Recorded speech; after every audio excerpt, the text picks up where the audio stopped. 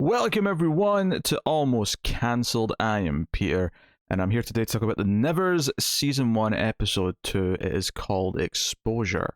So full spoilers for the episode as always. And I was curious to see how I'd feel about this one, because my reaction to episode 1 was some potential, but ultimately not over the moon, not super excited. Some things I liked, but I wasn't raving about it. I wasn't like super pumped. And episode 2 kind of still feels like it's in a bit of a sticky middle ground for me, and there's some potential that I'm still definitely seeing. But one of the main things I said about episode 1 was I was surprised at how much of an X-Men show it was, how much it was borrowing from other properties, how kind of unoriginal and uninspired a lot of it kind of felt. It wasn't necessarily doing a lot of the things poorly, but it was doing things that were not that exciting. There wasn't really a fresh enough spin on any element to give it its own spark yet. And this episode, that feeling kind of kept going, and to the point where a lot of the elements in this episode, I felt kind of, oh, we're just doing that, or we're just doing this type of plot, or we're just doing this type of scene. And I didn't necessarily get super pumped up about some of the character drama that kind of just felt like, oh, it's the same old thing that I've seen before. And it's a really weird thing to say, because ultimately almost anything you can boil down to just rearranging and redoing different types of ideas that you've seen before. There's almost nothing original anymore. There just can't be, because we run out of things to do. I'm not saying it's impossible, but it's highly unlikely. And there was moments in this episode where, you know, we're playing with it. I'm still learning the characters here, but Penance and Augie are kind of having their sweet moments where he's clearly attracted to her, she's attracted to him. They're talking about the fact that he's got this power. We learn that he essentially swaps bodies with a bird and he can fly around. That's his power, which is a neat thing, sure. But then he's told by his mother, he's told by Lavinia. Yeah, there you go. He's told by her to, put a stop to this right now, because if there's even a sense that she's trying to get a piece of the pie of the family estate, if she's trying to rise in stature, that she's maybe using her powers to woo over this rich young man, that could be a bad thing for the reputation of the Touched. And he then has to have this awkward scene where he's very cruel and says, I need to go speak to my real friends, so how about you take the rest of your friends and go away? When the whole point of them being there is to try and put regular people's minds at ease, that they're not all criminals and supervillains, because obviously Malady did the whole thing at the theatre last episode, so public opinion, it's a bit more hostile, a bit more at the forefront in the society. But yeah, the point I was getting to, though, is these scenes with him having to be cruel and her being upset and driving her away in her little car, all of this is fine, but there's definitely a feeling I have with a lot of the plots in this episode where I feel like we're kind of going through the motions of a typical TV story. And I was wondering if part of this was it's just a little too drawn out at points. I think HBO's insistence that episodes hit a full hour might actually be hurting the pacing of this show.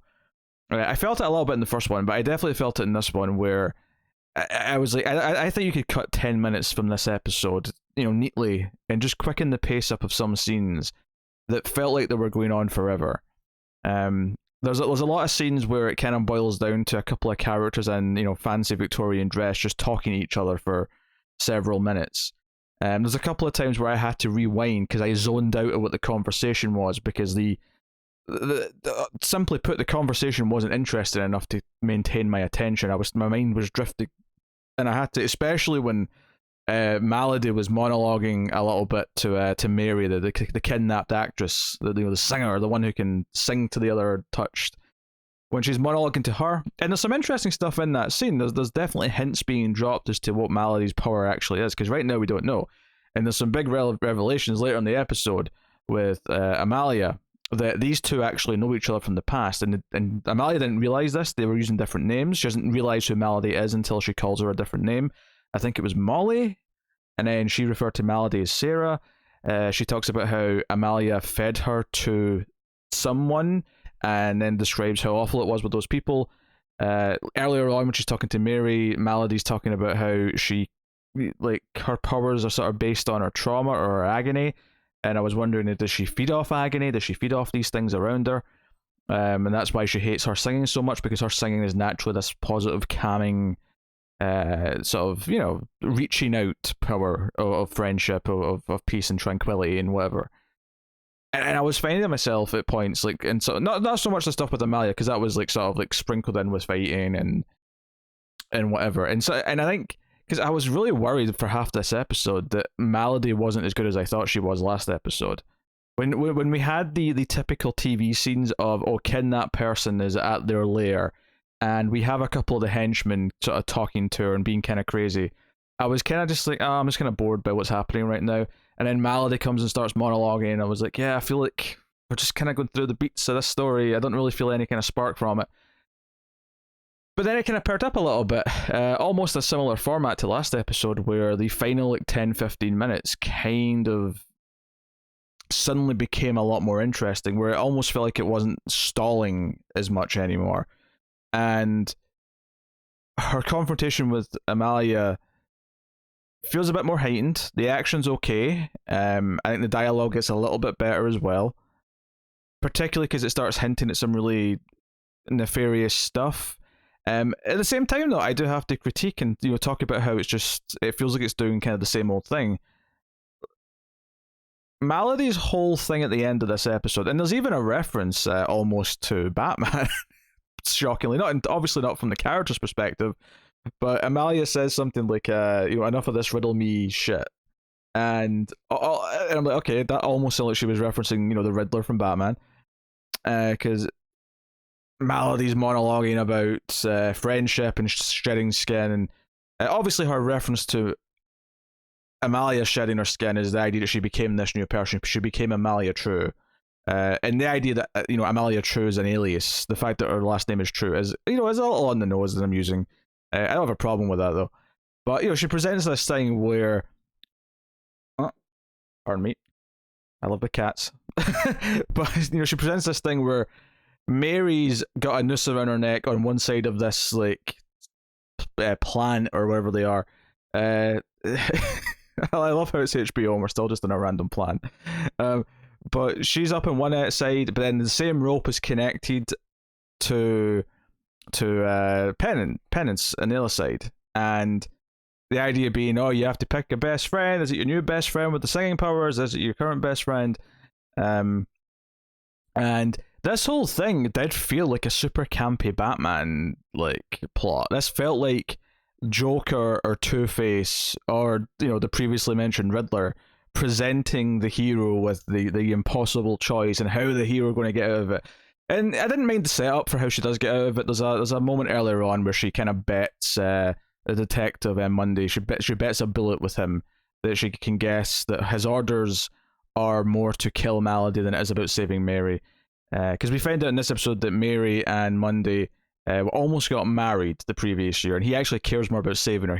It's kind of he was coming across as a bit more villainous at the start of this episode, but as the episode went on and we find out kind of why he's in such a pissy mood, and then he has some scenes with Mary at the end after they've saved her that felt actually almost a little bit sweet and added maybe a little bit more to his character, which is good. I think maybe the biggest problem with the show so far, maybe what's given me this feeling of going through the motions, is that so many of the characters right now feel kind of one note. They feel like they're there to serve their one purpose and their one character type, and that's kind of all we're doing with them. And this was something that kind of gave him an extra layer. Where, okay, he is still like a dick who's far too violent, and he's got shady dealings, but maybe there is a bit of a heart under there, and someone that we can kind of root for at some point or down the line. And that's nice. That's cool. Melody as well. I mean, there's little snippets of her monologues that are quite good, but she talks so quickly, about so much stuff that it's hard to take a lot of it in. Some of the key details that just jumped out at me were probably references to the ship being God. She talks about seeing what gave them powers. It's clear that's what she's talking about. Even obviously the other characters don't get that.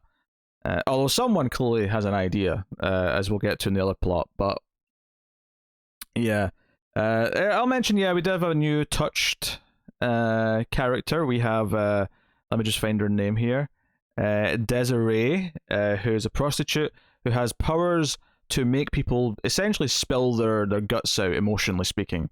It doesn't happen like as soon as she talks to someone. It happens whenever they get worked up, whether that's angry, emotional, or as the example she gives is during sex. But once Amalia catches onto this, she immediately takes her down to the police station to talk to Monday and gets him talking.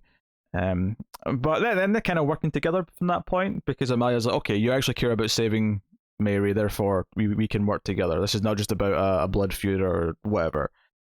So I like that. I think Amalia and Monday turned out to be the things I liked the most in this episode and kind of how they were playing off. Mallory's kind of hit and miss for me at this point. They're definitely building to some things here where, the fireball thrower, she stops Malady from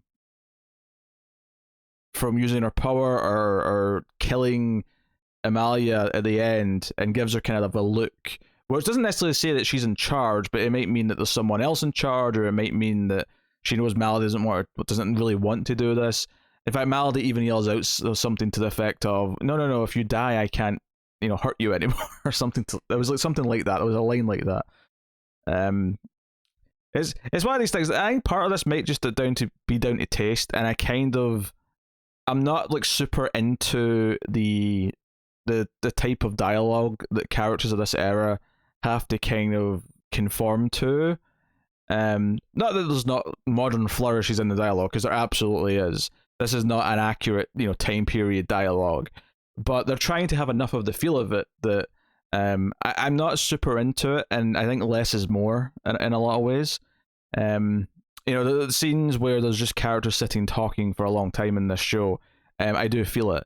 Luckily, there's not a lot of Swan in this episode. There's a scene where he has a confrontation with Lord Masson, where Masson actually confronts him quite a bit, because Swan is kind of, he's opening this seedy sort of premium brothel thing that he's got going, but some of the ladies that he's got are touched, and the idea that he thinks they can be exploited, he thinks they can be a part of this new thing, and of course Augie ends up going there when he's miserable because he was awful to Penance at the behest of his mother. And that stuff is kind of fine. I'm still not necessarily feeling it all that much. But the confrontation is a little interesting just purely because it's like, okay, so even though these are both fairly villainous characters, I'm not necessarily sure, like, which one's going to come out feeling, if either of them are going to come out feeling like they're more positive in the end. Maybe they won't. Maybe they'll just both be complete villainous. But maybe one will learn something. What's interesting is that Lavinia doesn't. She's friends with Lord Masson, but it says early on that he's never really said much about her orphanage or the touched or anything like that. But we've heard otherwise. We know exactly what he said from last episode. Now, admittedly, can we trust what she says there given the end of the episode?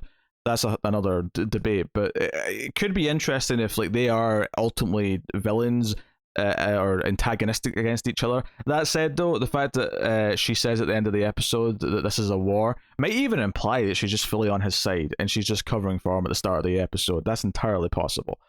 So we'll see. But so we have that stuff. Talks about Swan's father, his older brother, and the father having dementia or something like that. And it's this kind of very heated thing where clearly Lord Masson respected his father, and his father's not there in the same capacity anymore, and kind of, says, well, maybe his mind went in this way because it was your brother that died instead of you. He's the one that drowned, or I think that's what he said. So the scene's actually fine. It's one of those things, but there's such a long conversation with Lord Masson and some stuffy old white dudes at the fireplace that you could have cut most of that. I mean, yeah, there's more of him talking about the status quo and what the public opinion is of the touch now, and we have to keep the public opinion, steering the right way, and so on and so on. I'm not saying that none of that is not useful for the show, But there's got to be ways to make it a little bit more interesting than just them sitting there talking to each other for such a long time. There's so many scenes where it feels like I'm just going through a TV scene where they're getting out the key points that I'm supposed to hear, but they're dressing up in a lot of other things, which I guess you're supposed to do to a point because you don't want to just feel like exposition or just the key beats of the scene. But there's not necessarily a turn in the scene where something flips or arcs in the scene itself to make it interesting, where a character learns something and then that alters maybe what they thought at the start of the scene or what we thought about them at the start of the scene. I guess if you add on the confrontation with Hugo Swan, maybe it does kind of, but it feels like such a separate scene almost, even though it is technically tacked on at the end of the same bit. And there's a few scenes like that. I think it feels like those scenes that are just there to make their point, and while it's good to be, I guess that's the problem, right? So I said earlier on, right? I'm sort of trying to clarify my thoughts on this as I go. I'm trying to diagnose what's feeling off to me about this, and I said early on that it felt like you could cut 10 minutes at least and lose nothing, and now I'm saying it feels like some scenes are just there to make their point, which almost sounds like a contradiction, but I think the problem is they're not contradicting each other. I think you can have a longer scene to make one point if the journey to get to that point is kind of what I say, it's a journey. It's just it's a realization on a character to make the actual self-discovery or make the discovery of what someone else is saying, making it a journey in of itself. So you're it's almost like a story, a little mini story in one scene that is for the context of the whole story. What I feel is happening here is that they're making the scenes as long as doing that, but a lot of it's just extra fluffy dialogue, and it's just kind of I don't know. It's weird. It is especially weird having this complaint about a Whedon thing, because typically I love Whedon dialogue, but I think I had these concerns when I knew the time period this was going to be set in, that having it in this time period and having all these British characters was going to be maybe a bit of an issue for what his voice tends to be with his characters. And it is, there's definitely some of the beats are there in the dialogue, but I'm definitely losing the will a little bit in some scenes, unfortunately. And I was definitely feeling it during this episode.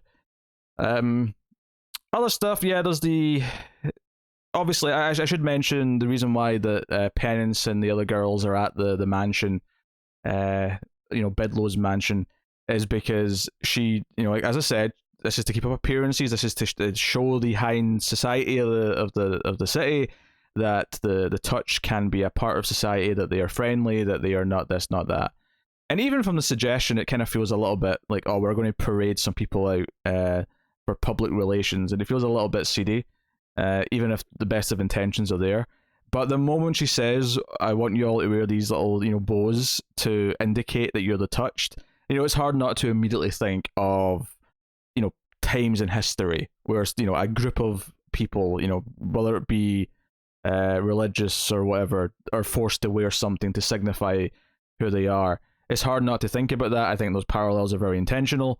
They feel a bit uneasy about it without saying too much. It's all kind of done and this is maybe one of the better things of the episode, is that it isn't like dwelled upon in lots of dialogue. It is just kind of a couple of glances, the way it's thrown down when Penance finally takes it off. That's all fine. So, but definitely worth mentioning, and just seeing, the big girl, I think Primrose is her name, like her just being like all these people taking photos with her and pretending she's a monster or whatever, and just watching the soul kind of drain from her a little bit throughout the episode. That I mean, again, fairly well handled. I think there's nothing wrong with that. So you've got that, and then you have kind of the thing that starts the episode, which is the introduction of a new touched person, which is this woman who works at a department store, and then her powers kind of come out, while she's being harassed. It's veering into sexual harassment from her boss, and then they're interrupted, and then her power kicks in, and she runs. But it did give you this scene where she's like, her best friend also works there. Which is there to sort of set up some of the parallels to history, where her best friend actually rats her out when she finds her later when they're hunting her down. And it's teasing throughout the episode that she's heard of this orphanage, that she's going to go to this place that's for people like her, and you're hoping she's going to get there, And the twist of it is when she does get there, it's not our main orphanage. It's actually, the masked men that are working for the mad scientist. And we see her with the mad scientist. I actually think his stuff's quite interesting for the most part. I kind of like him as a character. I think because he sticks out so much against everyone else. And when it comes to this time period, I do love a bit of mad science and Frankenstein and all that kind of stuff. But the big twist at the end comes when it's Lavinia Bidlow herself who is behind this. He's working for her, and she calls this a war. And they've got all these workers underground digging, and essentially it looks like either part of the spaceship or something that came from the spaceship is in the rock, and they are excavating it. And then it ends kind of on a really sad note where we see this woman who has essentially been lobotomized and is just like a zombie, like lifting rock after whatever the mad scientist has done to her. So this is advancing the plot, and I think Bidlow turned out to be the true villain behind everything, and the sort of like Batman 60s villain. I mean, it's a bit darker because of the hangings, but the Batman villainous antics with Malady. They're both kind of fun, but also really kind of, same old stuff, kind of generic in a lot of ways. Like, nothing about the reveal at the end, like, shocked me or wowed me or made me... And part of it might just be that they kind of made Bidlow feel kind of grey throughout the episode anyway, because how she was treating the girls, because the way she spoke to Augie, which felt, like, layered in, like, prejudice, and it felt layered in a bunch of different things. Maybe you could say that's like good seeding for what the turn is at the end of the episode, but it's surprisingly simplistic. And ultimately, at the end, when she came down the elevator, I just kind of shrugged. Like, it was that's fine. Yeah, okay, she's the villain, sure. I feel like I'm just kind of observing things as opposed to being run into anything still. And it's only episode 2, so maybe I'm being a little bit harsh. Maybe my expectations are a little bit too high in some ways. And having the characters be a bit more split up this episode perhaps hurt it touch too. Mainly because Penance and Amalia have some chemistry. So I think that maybe hurt a little bit. That said, though, I do think Amalia with Monday, once they started actually working together a little bit, was okay. They sort of, again, re-clarify her powers and her little flashes of time. She claims she can't change anything, although I think it's worth mentioning that some of the flashes she's had haven't been exactly correct. Like, they're more kind of like representative of the scenario she's going to be in rather than being an actual beat for beat, like, factual thing. The reason why I say that is because one she had last episode for the opera, I think Malady jumped up onto the balcony like she was like a like a monster, like a villain in a I don't know, The Ring or something. And that never happened, but clearly it was like, no, she's going to be at the opera. Like, the gist of what it was telling her was accurate, but it wasn't like beat for beat what she saw actually played out. So I think that's something to keep in mind, and maybe the question of can we change her predictions might be something good. Like, they're building the characters a little bit, and probably the most I felt for any of the characters from an actual drama perspective was probably the Monday and Mary scene towards the end. And it's just something as simple as him asking if he can come see her again, even though, their marriage is off and they're not going to like go down that path. And he kind of covers it up like, well, I kind of have to come and see you because I need to ask you questions, I'm a detective, blah, blah, blah. But if you want someone else, and she eventually sort of says, yes, you can come see me. And it actually plays like kind of a sweet moment. It's like, I think the only time in the episode that I really kind of felt a jolt of... actually, that's not true. I did feel bad for Penance as she was riding off and she was upset because Augie was a prick. A little bit. Like, it wasn't badly executed in terms of just the, him following her as a bird, right, and watching her drive off. Like, I think that's the sort of thing where they set up that he can do this, and then having him do it when he knows he's upset her is a nice mechanic. And I think maybe that's the other thing with all the powers right now, is that they've not really defined a lot of the powers or the mechanical nature they serve, and some of them are a little bit too get out of jail free. Like, the doctor character who's on the poster seems like he's going to be a bigger deal. He's kind of just been this, when Amalia shoots herself towards the end of the episode with the extra bullet, or well, she shoots herself with the first bullet. The extra bullet goes to Malady, which, by the way, does not seem to phase her at all. She seems to take that, which might maybe lead credence to the whole she feeds on pain and suffering, and maybe if there's enough pain around her, she won't, which could lead to a really great idea of like they all have to kind of just let go of pain and suffering and talk to her and be loving to her, and maybe that'll actually be what kind of ends the fighting ultimately. It's actually very reminiscent of the ending of season 6 of Buffy in some ways, so it wouldn't be a shock if it went down that path. Actually, that's something I should mention, is that I didn't know this last week, but apparently we're only getting 6 episodes of the season right now because there was everything shut down at a certain point, and I assumed they waited till they'd finished the season. What's weird about this is that, assuming we do get the rest of it, if they go back and do the rest of it, it's going to give, because Whedon directed this episode again, and I don't know if he's directing all the 6 that we're getting, or if it was just the first 2, because it's quite common to do the first 2 back to back on the HBO shows. But it's interesting that there's going to be a clear break point. Like, these first 6 are going to be Whedon's show, and then if it comes back after that, there's going to be a clear, like, okay, episode 7 onwards, they might be working from the game plan that was set out and where the story was going, but there is going to be a clear break point of where someone else took control, and that might be very interesting to see. And if I still feel as mixed on it by the time we get there, I might not even be that sad about that. That might not be a bad thing. I think the show likes to just kind of enjoy its setting a little bit much for me. And it's kind of frustrating. I'm still in. I'm still going to watch episode 3. I want to see where things go a little bit. But I really felt the hour here. I really felt the hour kind of drag, and I think ultimately I would cut time down. As much as I said there is a way to like sort of make the discoveries interesting enough to make the scenes more fascinating beat for beat, to make each scene like a bit of a mini story. If that's not possible, because I don't think you can add that in. I think that's something where if the skill's there to do that, it's going to be there right away.